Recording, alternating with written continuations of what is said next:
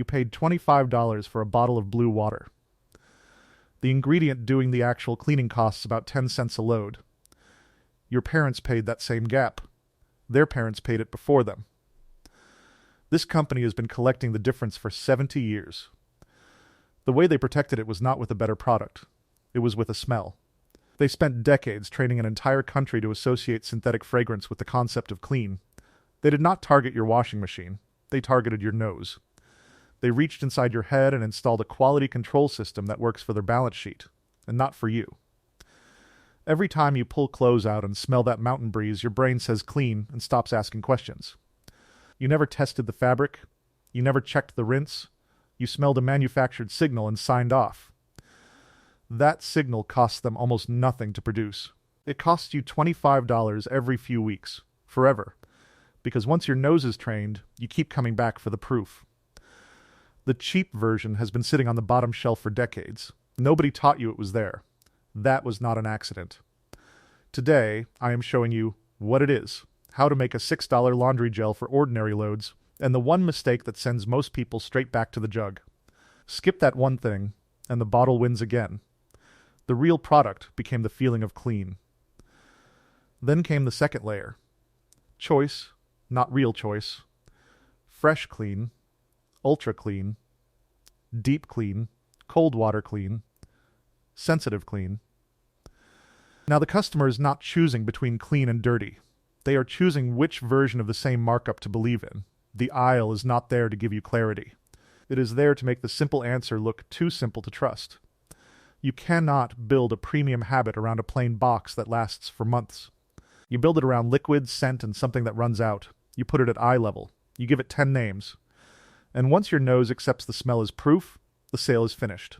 Bad smell, more detergent, more residue, worse rinse, sour towel, bigger jug. That is a perfect customer. Stop here. This is the part they buried. Clean is not a smell. Clean is dirt gone, sweat gone, body oil gone, residue gone. That is the whole job. Now look at what the bottle was charging you for. Not the perfume, not the blue color, not the plastic. The work. The thing doing the work never needed blue color, never needed a synthetic mountain, never needed your nose trained to sign off. It needed $5. It needed a shelf near the floor, and 70 years of nobody telling you to look down. First, washing soda. Sodium carbonate, if you read the label. The yellow box, usually around $5 or $6. Not baking soda. Washing soda. Nobody spent 40 years advertising sodium carbonate because you cannot build a monthly habit around a box that lasts for months. It helps ordinary grime release from cloth. It does not look premium. That is the only reason you never heard of it. Second, borax, usually sold as 20 Mule Team Borax. Another plain box, usually around $6. This is the box that explains why pouring more detergent into hard water can make laundry worse, not better. If your water is full of minerals, your washer is fighting the water before it ever fights the dirt. The bottle never taught you that water was a variable. That was useful for the bottle.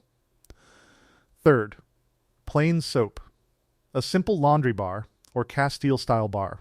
Not a beauty bar, not a lotion bar, not a perfume bar. Soap, the old word is enough. The bottle trained you to need blue color and mountain fragrance before you would believe your clothes were clean. The bar was doing the job the whole time. 3 things. Bottom shelf. No story.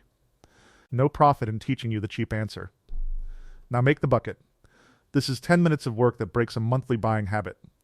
Grate 1 plain bar of soap into fine flakes. Melt it in a saucepan with 4 cups of hot water. Low heat. Slow stir. Do not boil it. Foam is not the goal. Dissolving is. Take a clean 5-gallon bucket. Fill it halfway with hot tap water. Pour in the melted soap. Add 1 cup of washing soda and 1 cup of borax. Stir slowly. Wear gloves while mixing, and keep the raw boxes away from children and pets. Fill the bucket the rest of the way with water. Put the lid on. Leave it overnight. By morning it may become a loose gel. Stir before using. But here's the one thing that decides whether the system works or fails. It is not the recipe. It is the amount. The big bottle trained you wrong. That cap is not your friend. Most people pour too much because pouring more feels safer. More smell, more foam, more proof. But more product is not more clean. More product means more residue. More residue means your towel can come out of the wash already carrying the last 6 loads. Then it smells sour faster. Then you pour more. Then the towel carries more. The sour towel is where the bottle really gets away with it. That sour towel smell is not always a hygiene problem. A lot of the time, it is a residue problem. The product that was supposed to clean the towel leaves a layer of itself inside the fibers. That layer holds moisture. It holds body oil. It gives odor somewhere to sit.